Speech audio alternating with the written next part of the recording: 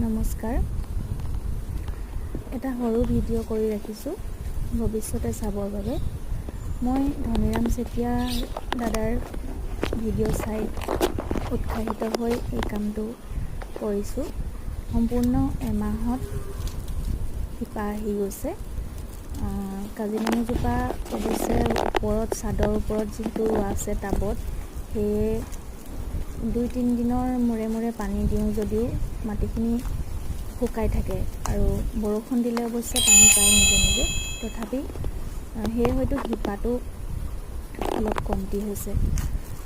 তথাপি মোৰ বাহিৰেও যদি 2-4 জনে মই যিহেতু ধনীৰাম চেতিয়া দাদাৰ পৰা উৎসাহিত হৈছিলোঁ, মোৰ পৰাও যদি কোনোবা উৎসাহিত হয় নথৈ আনন্দিত হ'ম।